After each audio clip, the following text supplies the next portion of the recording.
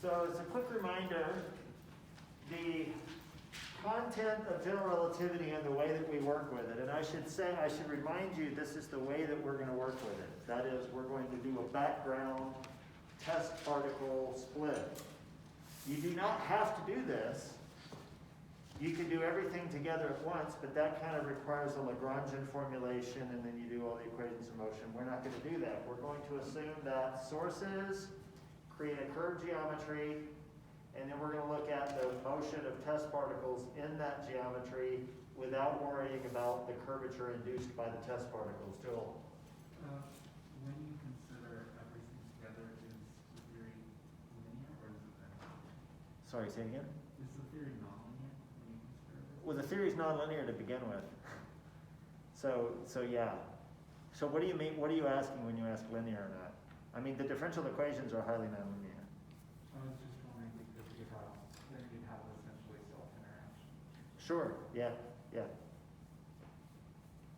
So yes, it would be nonlinear for that reason as well. Okay? But at any rate, the level at which we're going to work is a background and then the motion of things in that fixed background. Okay? So this is kind of like what you've been doing with electromagnetism, where you set up an electromagnetic field with a big thing, and then you ask how does that influence the behavior of a charged particle, something like that. We will alter our approach when we do cosmology. Okay? All right, so of course, the first element of the ingredients is that Einstein's equation tells us how sources create curved space-time, and then the minimal coupling procedure, which can include transitioning a normal derivative to the covariant derivative, the Minkowski metric to the curved space metric, and then using the geodesic equation to predict the motion of something, tells us how things respond to the curvature. Okay? So large things creating curvature, test particles responding to the curvature. Now, what I've talked about so far has largely been simple examples, Minkowski space, flat space, just trying to bang out, all of the results in curved space. But today, we're actually going to look at a curved geometry, which is perhaps the most useful in this entire course. Okay? And it turns out that this is the curved geometry outside of any spherically symmetric source. So let me just go ahead and write down the metric.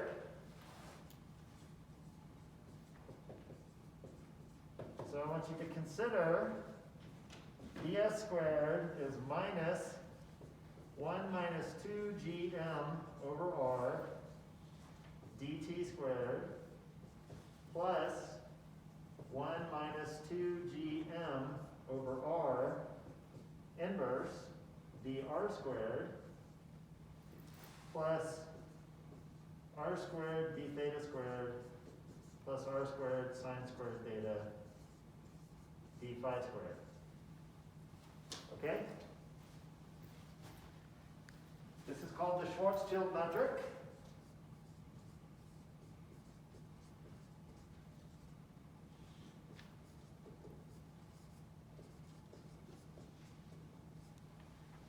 All right?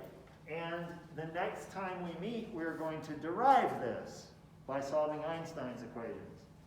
For today, we are simply going to take the Schwarzschild metric and we're going to explore the behavior of things in it. Okay? Now, obviously, the curved geometry induced by something which is spherically symmetric is incredibly useful. Planets are roughly spherically symmetric. Stars are roughly spherically symmetric. Okay? So this is obviously of huge use in the context of astrophysical phenomena. And you can perturb it, you can make something not quite a sphere, you can make it spin, whatever. And we'll look at some of those examples in due time. But for today, we're just going to look at the simplest case of a spherically symmetric source. This is the metric that it induces. And now that we have basically the solution to Einstein's equations, now we can explore the second situation, which is minimal coupling, and how things react to this geometry. Now, before I actually analyze this geometry, I'm going to go back to the Newtonian version of the story so that we can compare the Newtonian version versus the general relativistic version. Why in the world would we want to compare the Newtonian version to the general relativistic version? Nick, I know you're on Zoom. Nick? I think he's on Zoom. Hey, this is on the other side of the room. Yeah, that's fine. Nick, why would we be interested in comparing the Newtonian version of this motion around circular or spherical objects to the general relativistic version? Why is that important? It's a pretty good baseline on how it should be behaving most of the time. Well, it is a good baseline, but if you think about it, what could emerge out of this, comparing these two approaches? Figure out how to test general relativity. Exactly. You can figure out how to test to see whether general relativity is correct or not. And in fact, we'll end this lecture with the results of the classic test. Okay? So by comparing Newtonian results for a spherically symmetric planet or star or whatever versus the general relativistic, anywhere there's a difference that's appreciable, we can test it. Okay? So that's why I want to go over central forces and Newtonian mechanics.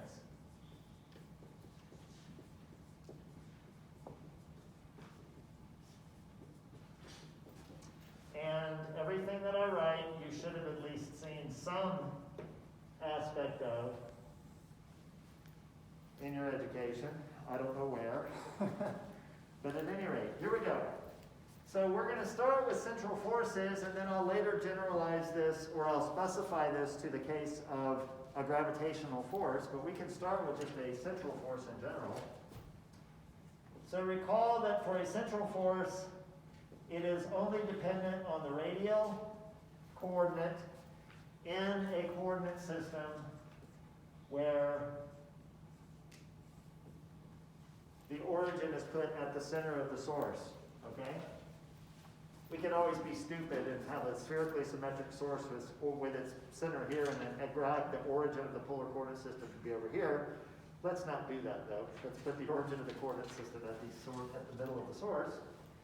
And then recall that the torque, which is of course R cross F for an object, is equal to what? Sean, what's the torque for a central force equal to? Would be zero. It'd be zero, exactly.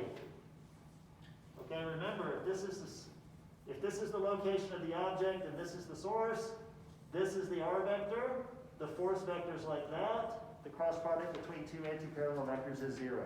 Okay?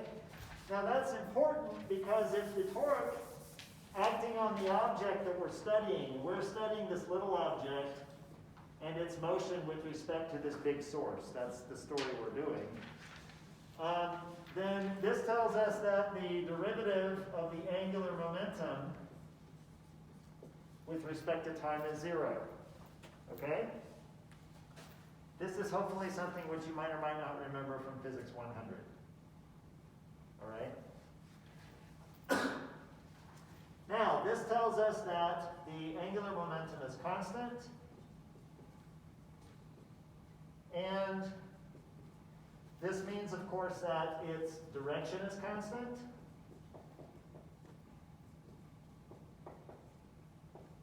Angular momentum is a vector. Well, it's kind of a vector. It's a pseudo-vector, but it's not really a pseudo-vector because in 4 dimensions it has. Anyway, I'm not going to go there right now. But you can think of it as a vector. It's got a vector symbol over it, so we'll go that route. If it's constant, that means the direction is constant. If the direction of the vector is constant, then we can choose our coordinates such that R and phi, hold on. Let me do this. I got to get this right. So here's our source, here's our object. The angular momentum of this thing is going to point out, or it's going to point like so. So if we choose our coordinates such that the location of this is at an angle theta equals pi over 2, then we won't have any motion in the theta direction. We'll just have phi in our motion. Okay? So we can always pick, for an angular momentum conserved system, we can always pick the motion to be describable in a two-dimensional sense, instead of using all three coordinates. Okay? So we can choose theta equals pi over 2, and then our coordinates just point down to r and phi. All right? And then, of course, the magnitude is constant. And the magnitude in terms of the r phi coordinates is just the mass of the object times r squared times phi dot. And this is a constant, which we'll just call L. And so we can, if we like, replace phi dot somewhere with L over mr squared. Okay? Now, if you're worried that I'm doing all these manipulations to these mathematical formulas with which you are, don't worry, I'm going to get to some graphs in a moment which will be like, oh yeah, I remember that. Okay? Now, let's think about the energy for a moment. The system that I'm going to consider is the source, which is big M, plus the test object, which is little m. And we have the total energy of the system is 1/2 the mass of the test object times, so we have a kinetic energy for the test object. We're going to assume that the source is so big that it's not going to move, plus the potential, and this is going to be constant. And again, I'm going to eventually go to a gravitational potential, but right now we'll just keep the story general.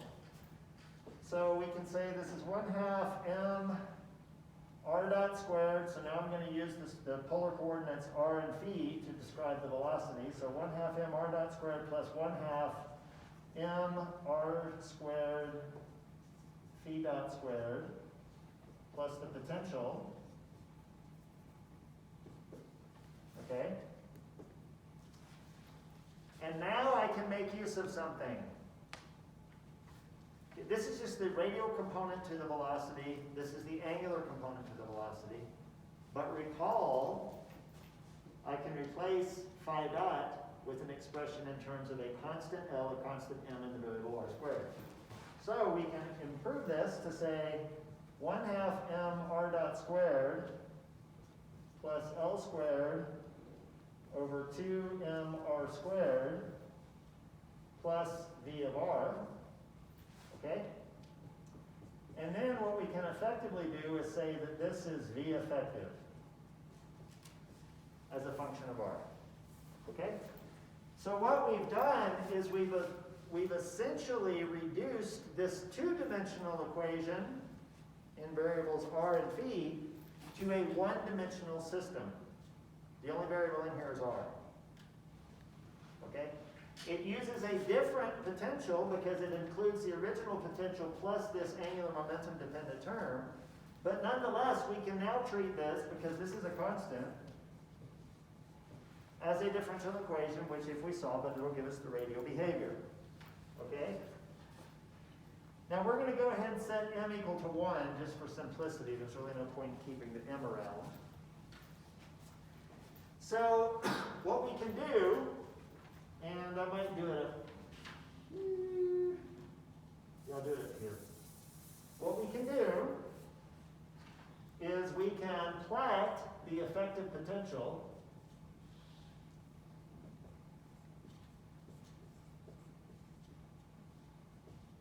and we're going to do this for the gravitational potential. Okay, that's this Newtonian gravity. All right? So here we go. And hopefully this picture won't be too weird for you.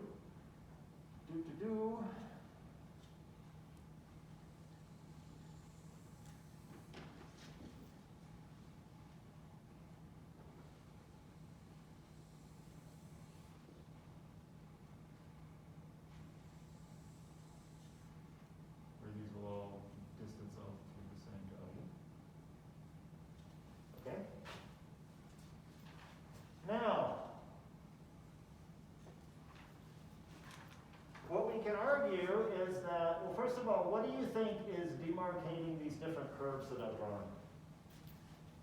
What parameter do you think is controlling which of those curves the object is on? L, exactly, okay? So in fact, we might call this the L equals 1 curve, the L equals 2 curve, the L equals 3 curve. It really just depends on the L and its association with capital G and M, where capital G is, of course, the universal gravitational constant. Okay, now what I want you to notice is the following. If we have a system whose total energy sits there, this is an energy axis. It's an effective potential energy axis, but we can specify any energy on it. If we specify the total energy here, then you'll notice, okay, that we're going to have different forms of behavior in the sense that if an object starts out distant coming towards the system, it's going to hit these points and turn around and go back. So all of these solutions are going to represent what?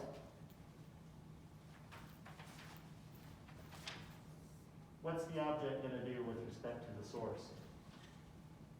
Orbit? No. This is infinity. Sorry, that's the r-axis. This is infinity. They come in from infinity, they get to a certain distance, and then they turn around and go back. What are they doing? Only in the radial direction. Like looping around and then looping back out. So what would we call that? Anybody on Zoom? Colliding? Hyperbola? You guys are being way too specific. It's called scattering. You throw something at the source from way far away, and it just does that. And goes off to infinity. Okay? The important thing is it's not a bound state. It's not in an orbit. Okay? It starts at infinity, gets near it, interacts a little bit, and then goes away to infinity. Remember, this is telling you the R behavior. So it's coming in, it gets to a minimum R, and then it turns around and goes back out. So this, for example, is like that. Well, I mean, I should have been more symmetric with it, but at any rate. So that's R min. This would be the R value associated with this point, or this point, or this point. Does this make sense? Okay, now, what if the total energy is here?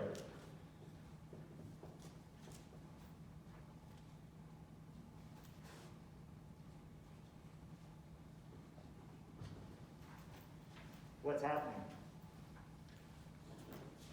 Say it again. These are orbits, okay? Because the thing is stuck in this well. It can't get to infinity.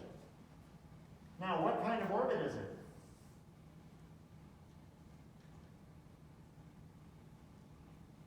It would be an eccentric orbit because it can't just stay at that one radius. Yeah, it'll be an elliptical orbit, okay? Because the radius is changing as it goes around. Does there exist a spherical orbit on this graph? Right at the minimum each trough. Exactly. So if my total energy was here, if I had this much angular momentum, I would be in an elliptical orbit, but if I had this much angular momentum, I would be in a circular orbit, because I would be at the fixed value of R here. Does this make sense to everyone? This is going to be an important observation we'll carry over in the general relativistic case in just a minute. Okay? Obviously, if the energy is too low, nothing happens. All right? So does everyone sort of understand the difference between scattering, orbits, elliptical versus circular in terms of these plots? This is just the R behavior. That's the only thing we're focusing on. Okay. Now,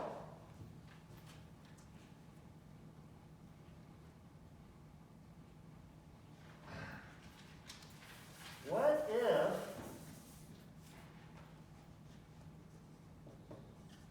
test mass is 0. What do you think the motion looks like?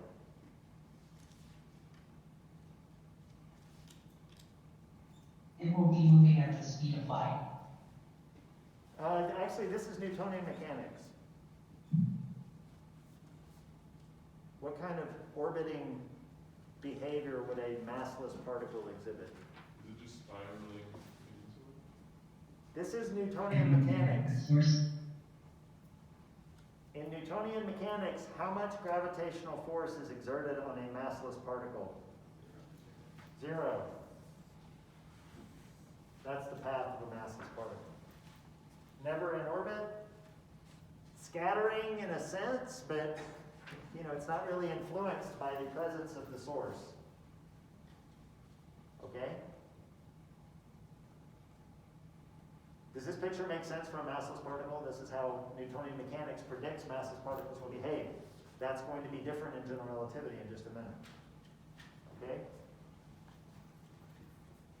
All right, so this is all I'm going to go over for the Newtonian case. Does all this make sense?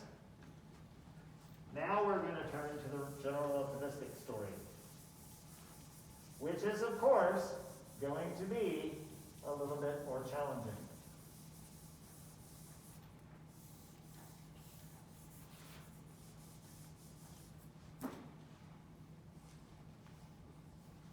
Okay? All right.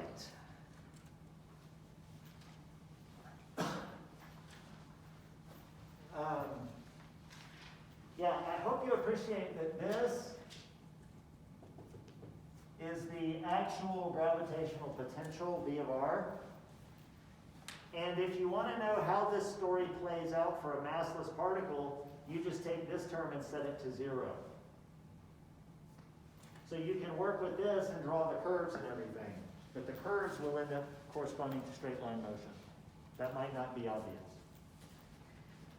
Okay, so now what we want to talk about is basically central forces in GR or geodesic motion in the Schwarzschild geometry. That's the better way to say it, because we have to talk about, well, how do we describe forces and acceleration? Well, you use the geodesic equation. But in order to use the geodesic equation, you have to have the metric of the geometry. Well, we're going to be working with the spherically symmetric metric. So we want to look at geodesics in the Schwarzschild geometry. So first of all, what does the metric look like in terms of a matrix? Well, you should be able to peel off the metric components from this expression for ds squared. Okay? So remember, we're working in terms of t, r, theta, and phi. And so our metric components become minus 1 minus 2 gm over r, 1 minus 2 gm over r to the minus 1, r squared sine squared theta, with zeros everywhere else. So there's the matrix form of the Schwarzschild metric. Notice that, as usual, this is not equal to its inverse. It's easy to find the inverse because it's diagonal, but the inverse is not equal to the original metric. And now what we can do is we can proceed in a similar manner to what we did in the Newtonian case, where we take conserved quantities, which in the Newtonian case we observed that the torque was 0, therefore the angular momentum was constant. In general relativity, what tool would we use to discover the conserved components of momentum? Jared, what tool? Killing vectors, exactly, or we'll solve Killing's equation. Okay? Now, I want to make an observation which I did not make when I was talking about Killing vectors and isometries and so forth the first time, but I'm going to make it now. And that is, if the metric does not depend on a coordinate, then you can automatically write down a solution to Killing's equation in terms of the Killing vector. Now the reason I say that is because remember, the Killing's equation uses the Killing dual vector. The Killing vector is that. It turns out, if the metric does not depend, so this is tying together the first example I gave you of conserved quantities in general relativity by if the metric doesn't depend on a coordinate and there's a conserved momentum associated with that coordinate. I didn't translate that into the Killing vector language, and that's what I'm doing now. The Killing vector language is more general, but it should include those simple results. So here you go. If the metric doesn't depend on a coordinate, then you can write a Killing vector associated with that coordinate in terms of 1 and zeros. Which coordinate does that correspond to? Time. Does this depend on time? What other Killing vector?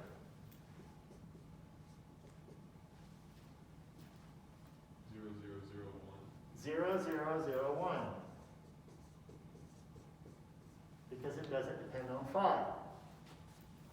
Okay? Now, will this solve this equation?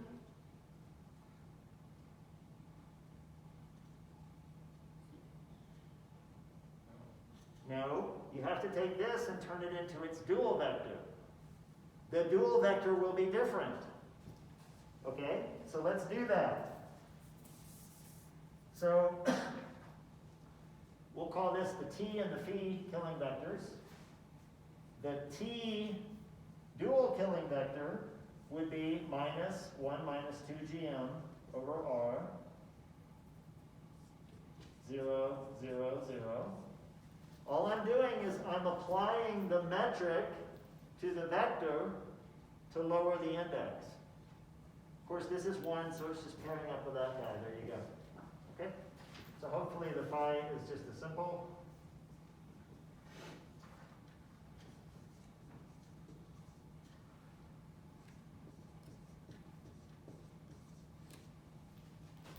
Okay? Now, this is telling us that the momentum, the angular momentum, is constant.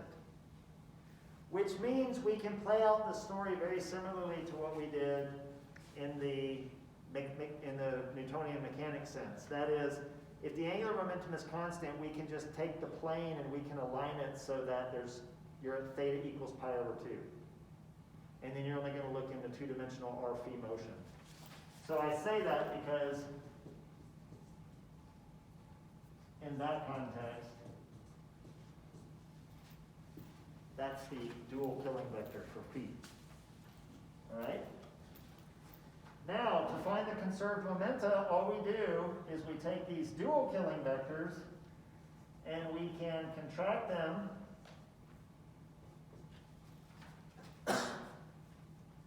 with basically what is a 4 velocity, and you can multiply this by mass. Well, actually remember the mass. So to find the conserved momentum, you take the Killing vector and you contract it with the momentum. Okay? The momentum is the mass times the derivative of the coordinate position with respect to tau. Okay? Now I have 2 questions. One, why is this just k mu contracted with dx mu d lambda? N is 1. Yeah, this is the easy one because n is 1. Okay? Here's the second one. Are you ready? Why am I doing the derivative with respect to lambda instead of tau? Oh man, maybe Ben!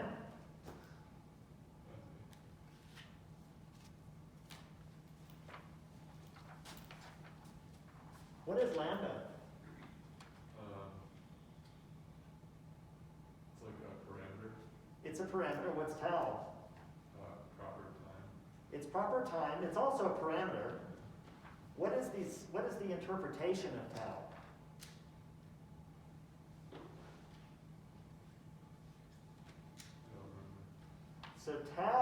is the length of the path through space-time? Okay? Why wouldn't we use tau there? Any takers? Any Zoom takers? Go for it.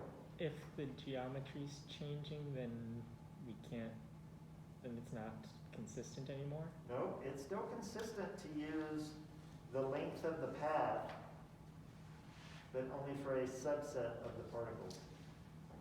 Let me ask you a question.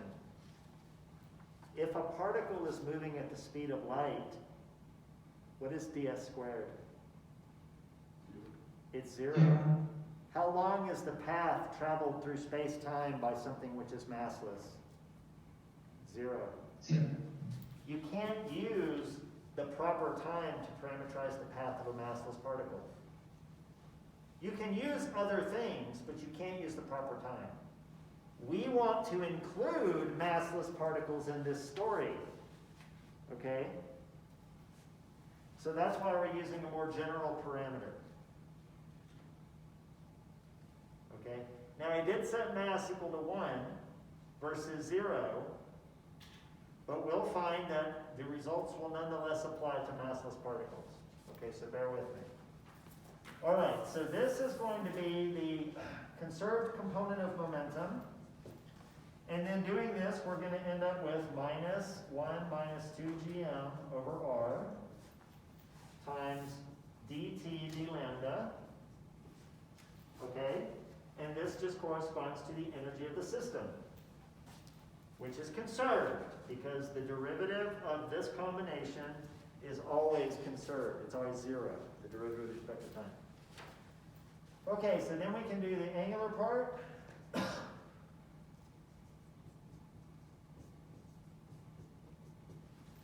And in this case, we're going to have r squared d phi d lambda. And this, of course, is going to correspond to the angular momentum. Okay? Now, think back. In the Newtonian story, we took out theta by setting theta equals pi over 2. Okay? We also removed phi from the equation using the constancy of angular momentum. We replaced phi dot with a function of r. So we took that three-dimensional system and reduced it to a single dimension, r.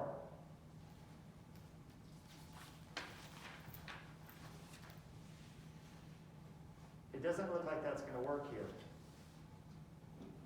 Okay? In fact, the derivatives don't even include r. So we're going to have to work a little bit more to get this in terms of r. So let's do it. First of all, we can define for a geodesic epsilon, which is minus g mu nu dx mu d lambda dx nu d lambda. And then what we can say is, okay, the derivative of epsilon along the path parameterized by lambda is minus g mu nu times d by d lambda dx mu d lambda dx nu d lambda plus dx mu d lambda d by d lambda dx nu d lambda. Okay? This is using metric compatibility, so if I'm going to take the derivative of this with respect to lambda, I can move this capital D, which is the covariant derivative, I can move it past the metric. So I'm just acting on these things with the D, the derivative with respect to the path, parameterized by lambda. Okay, so metric compatibility is useful, because if we didn't have that, we would have had to have acted on the metric itself, and that could have given us, a nightmare. All right? Wait a minute. So what kind of motion are we expecting? The only influence is gravity. Geodesic. Geodesic. Well, I believe that for a geodesic equation, that's 0. In fact, that's 0 as well. Okay?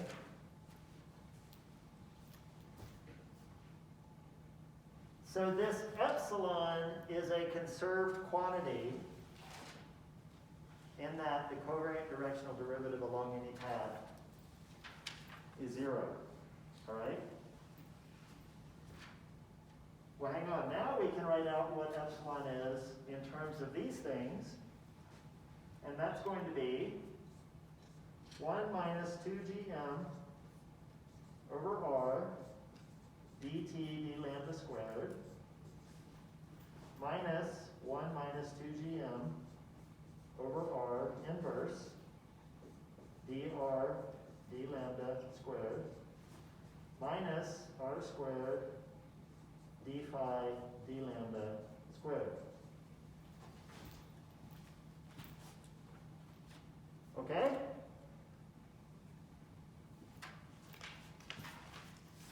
I'm just taking this and I'm saying, okay, this is a vector with components dt d lambda, dx d lambda, dy, or dt d lambda, dr d lambda, d phi, you know, at any rate. And then I'm just using the metric components. Now notice, there's a derivative of r. There's a derivative of t, there's a derivative of phi, but we can take these and replace the derivative of t with e combined with this, and we can replace the derivative of phi with L divided by r squared, and that will take this entire expression and turn it into an expression for r. Okay? So if we do that, what we find is 1/2 e squared equals 1/2 dr d lambda squared plus 1/2 epsilon minus gm over r times epsilon plus L squared over 2r squared minus gm L squared over r cubed. Where now we can take this entire thing and we can call that V effective.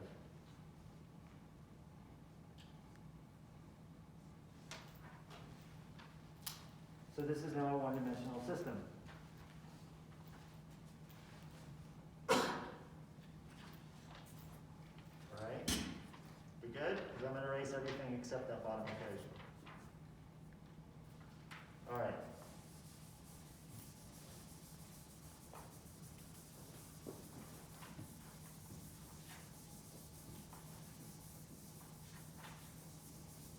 I know I'm going to regret having erased that in just a second, but that's the way it goes sometimes. Okay. For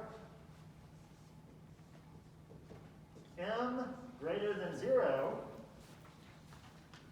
so if we have a massive object, then we can just say lambda is equal to tau. All right? And for a massive object, we know what epsilon is. After all, if the object is massive, so that the parameter is tau, then this is essentially minus dx mu over d tau dx lower mu, or you can use the metric. We'll use the metric. Sorry. G mu nu dx mu d tau dx mu d tau. What is dx mu d tau?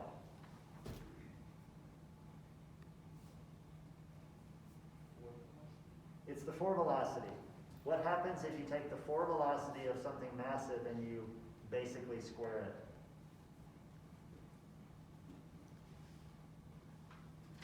What do you get? You get -1. You get -1. Doesn't matter how fast it's going. So this is of course going to be 1, because it's minus the square of the floor velocity. Okay? If the mass is 0, what is epsilon?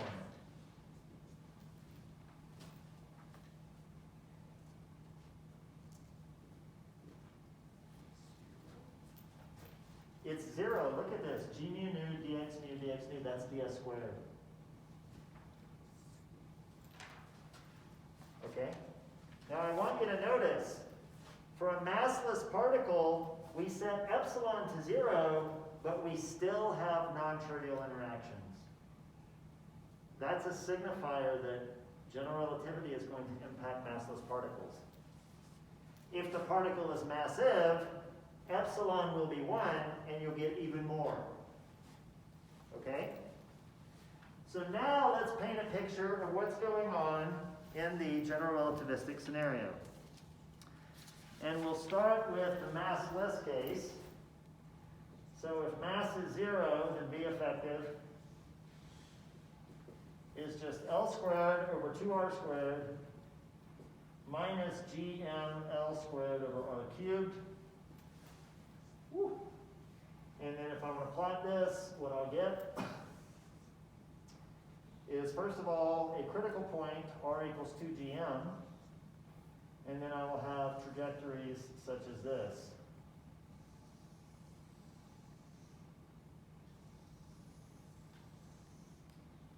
Where the difference here is the angular momentum values. Okay?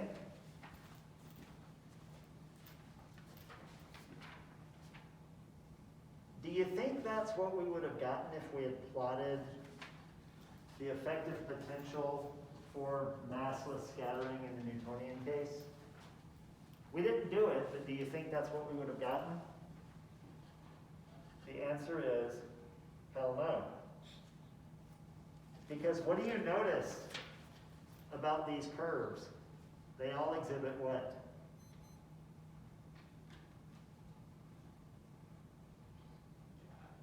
What is important about that point? Maximum. It's a maximum. For the, would the maximum be infinite for the Newtonian case?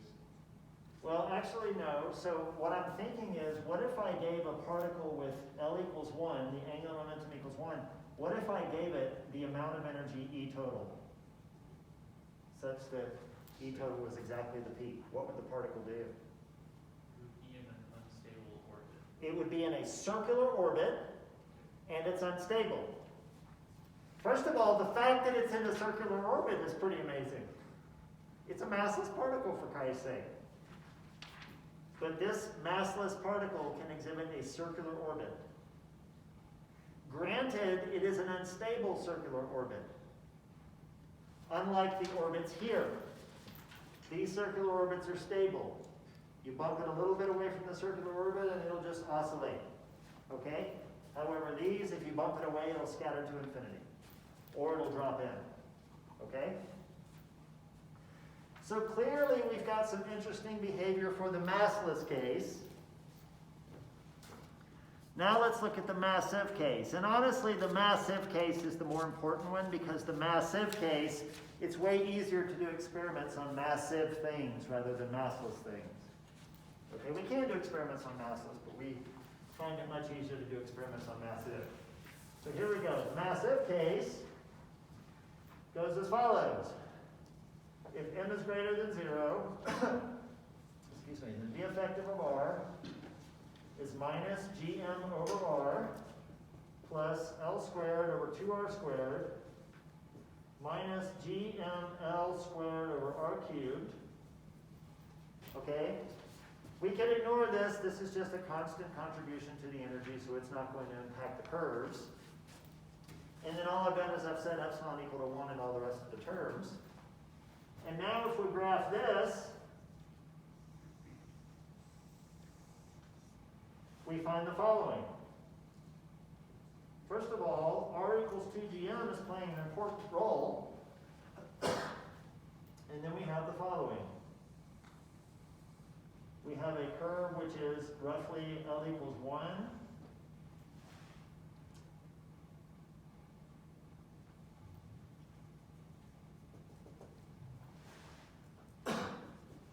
Where this is going to just asymptotically approach the value of 1/2. We might have the curve L equals 2.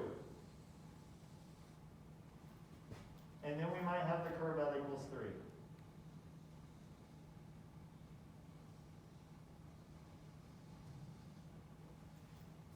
Okay? So an L equals 1 curve, an L equals 2 curve, and maybe an L equals 3. Again, the actual behavior of the curve depends on how L compares to G and M. But nonetheless, notice something. All right? If we're at a low enough energy, what happens?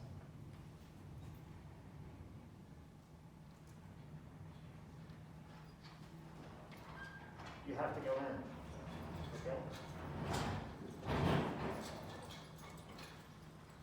If you're at a higher energy,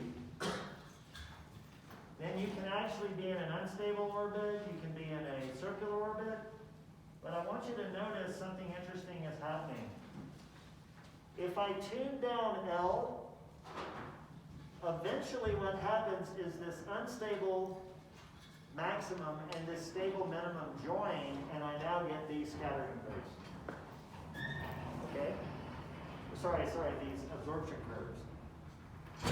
So what we can do is we can say, all right, if I take the derivative of V effective with respect to R at what we'll call the critical radius, this is the radius at which these 2 points are actually coincident, then what we find is, pause, no. This is the circular radius. Okay, so we're just taking the derivative of the curve and setting it equal to 0. This gives us the circular radii, and R equals plus and minus. This will be the plus, this will be the minus. And these are going to be L squared plus minus square root L to the 4th minus 12 G squared M squared L squared all over 2GM. Okay? Where once again, the plus value is the stable circular orbit, the negative value is the unstable circular orbit. Okay? Now this tells us that the smallest possible radius is going to occur when RC plus equals RC minus. As long as your radius is a little bit bigger than this, then these two values will be different, and you can have a circular unstable orbit or a circular stable orbit. But if R is less than this, then you're down here. Okay? It turns out that this is just L squared over 2GM.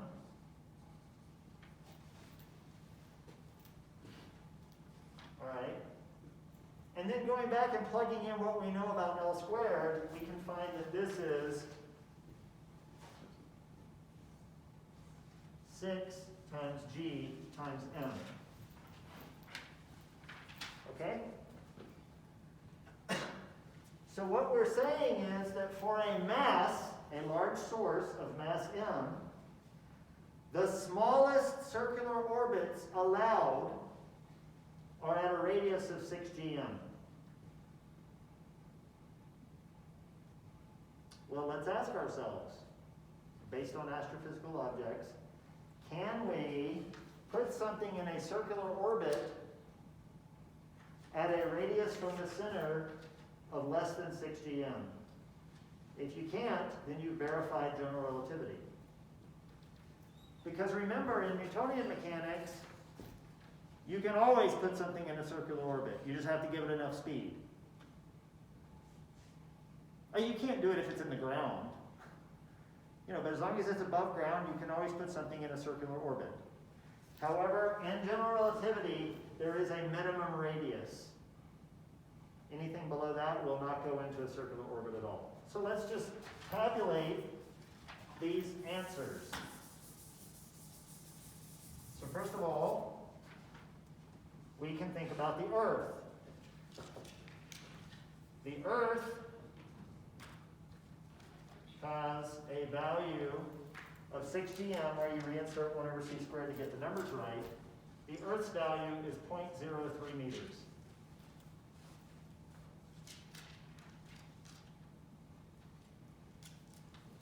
How big is the radius of the Earth? It's about 6 times 10 to the 6 meters.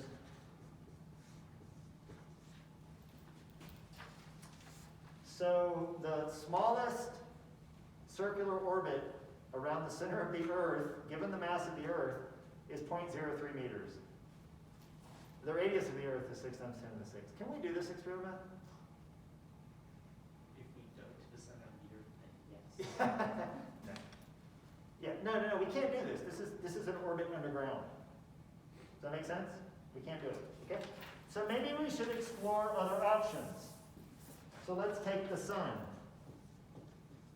If I take the sun, then 6, 1 over c squared gm times the mass of the sun is 8,850 meters. Much better. Except, what do you think the radius of the sun is? It's about 7 times 10 to the 8 meters. Can't do this with the sun. Well, there are other things. We can do a white dwarf.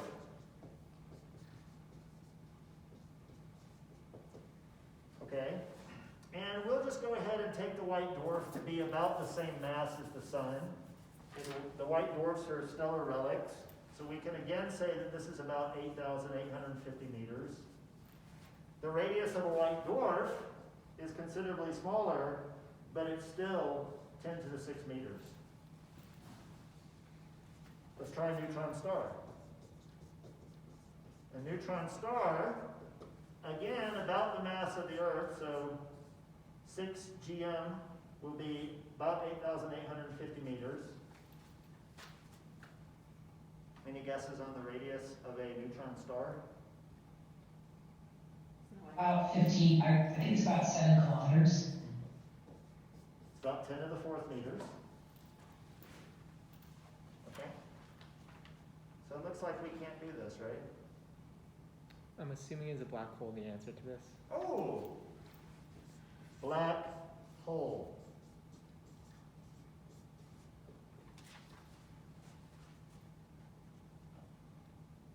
If I use the mass of a star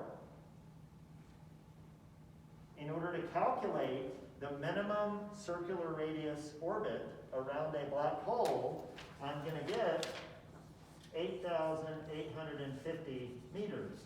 That's just assuming that a star the mass of the sun collapsed, even though that technically can't happen. They're about the same size.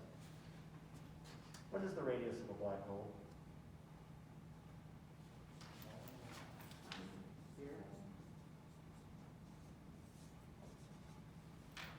It's 0. Okay? Now, if you're freaking out going, wait, I don't think black holes had 0 radius. They don't. Because there's this event horizon thing which plays a funny part of the story. Okay? However, here is the important observation. The radius of the event horizon of a black hole is at 2 GM.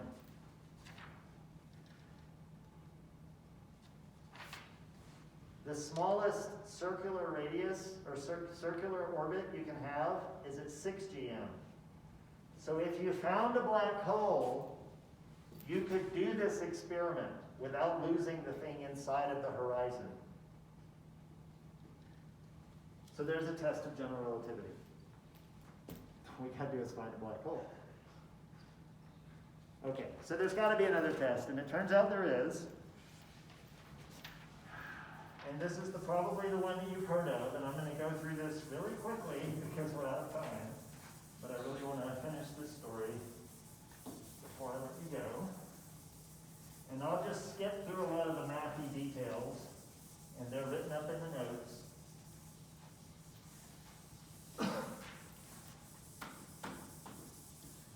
So, how many of you have heard of the perihelion of Mercury?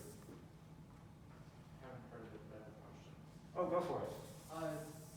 Does that also mean that the Earth has an event horizon at 2 p.m.? No. Okay. Yes, So that's no. just specific to black It's holes? just for black holes. Okay. The Earth could have an event, well, we'll go over that when we go over black holes. Okay.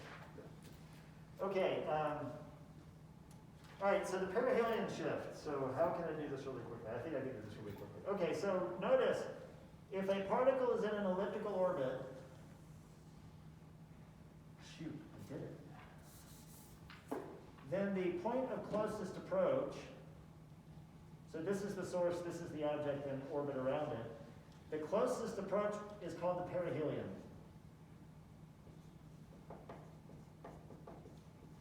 Okay?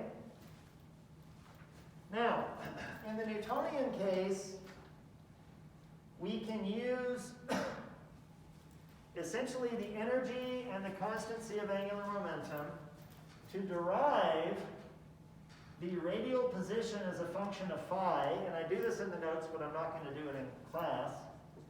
We can find the radial position as a function of phi, all right, where you can imagine I've set up, coordinates where r and phi, something like that. And this is going to end up being the angular momentum squared over gm times 1 plus e cosine of phi, where again we've taken theta equals pi over 2 to simplify the story. All right, where e is the eccentricity of the orbit, which itself is a function of g, m, and l. Okay? But here's the important observation. What is this equal to?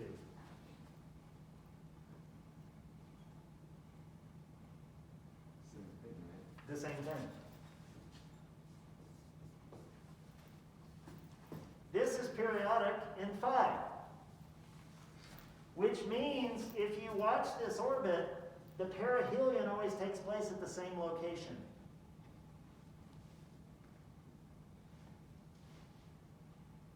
We all on board with that? Okay, good, because it's about to change.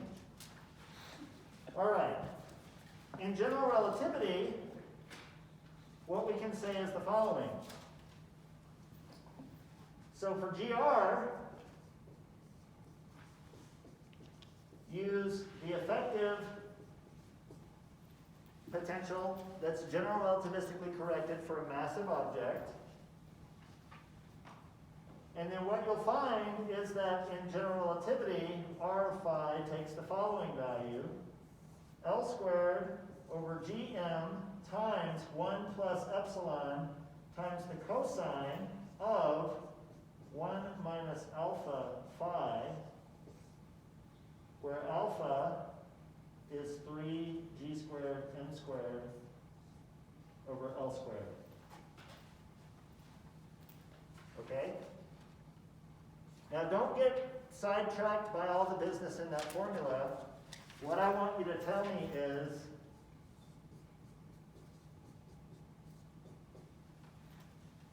that equal to r of phi? The answer is no. Because instead of being cosine of phi, it's cosine 1 minus alpha times phi. Okay? So what that means is that to come back to the same radius, the perihelion radius, that happens at a different angular coordinate. So if you go around once phi to 2 pi, you might end up going closest to the source here versus here. Does this make sense?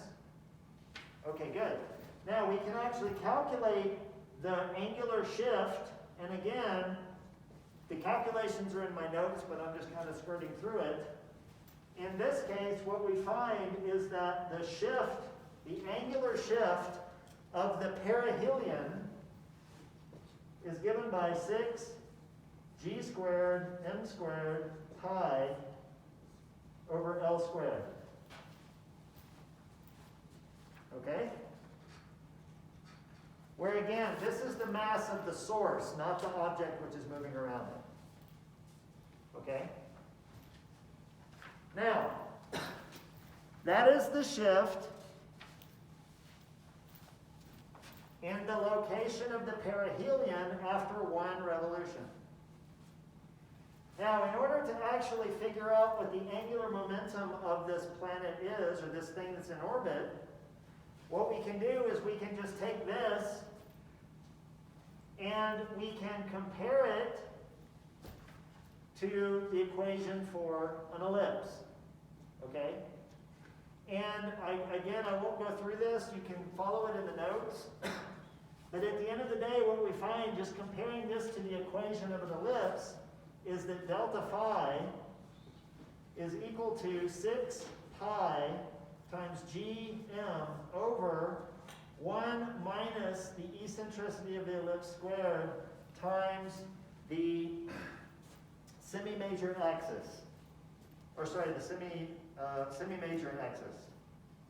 No, the semi-minor axis. No, the semi-major axis, sorry. Okay, where the semi-major axis is this distance.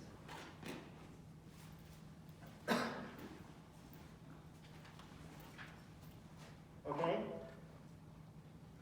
So now, which planet has the smallest semi-major axis in its elliptical orbit? Mercury. Mercury. It's the one closest to the sun. So you're going to get the biggest shift from the planet with the smallest semi-major axis. So if you plug in the data for Mercury, what you have is A is 5.79 times 10 to the 10 meters. The eccentricity of the orbit is 0.2056. So even though different orbits have different values of E for different planets, it's the value of A that's the huge number, okay? And then lastly, the period for an orbit of Mercury is 88 days. All right? You can take all of this, plug it into this expression, and what you find is that delta phi is 43 arc seconds per century. This is the general relativistic prediction of the shift in the perihelion location of Mercury. So what should we do? We should watch Mercury, and we should measure it. And if you watch it and you measure it, you get the physical result that the perihelion shift is 5,601 arc seconds per century. GR is pretty close. Isn't that awesome? What? What was delta phi in the Newtonian case? 0. GR predicted 43. Experimentally, we observed 5,601. I mean, it's pretty close, isn't it? Yeah, I mean, look, you deal with numbers like 10 to the 20, 10 to the 30. This is at least similar magnitude. No, I'm just kidding. Hold on. Actually, we can correct our Newtonian analysis. For example, we can take into account the precession of the equinoxes. We can take into account the gravitational pull of other planets. That's going to screw up the perihelion result. It turns out if we take all of those into account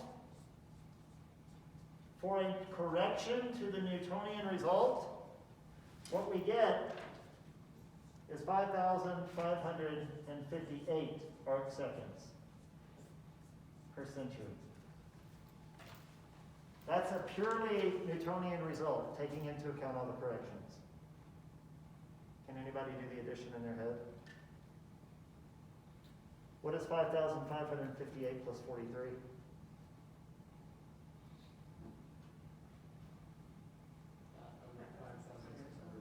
It's 5,601. So the observed perihelion shift of Mercury was 5,601. They did Newtonian calculations and got this number and saw that it disagreed with observation. General relativity fixed it. Yes? What the hell was in our second century, the first century? Don't worry. Yeah, don't worry. Okay, so this was the first test of the accuracy of general relativity. Okay, because this was a long-standing issue. The computation of the advancement of perihelion of Mercury did not match experimental results. Einstein's correction exactly made the results match. All right? Now, when we come back next time, we're going to explore the solution of the Schwarzschild metric to Einstein's equation. It will be ugly, but we have to do it.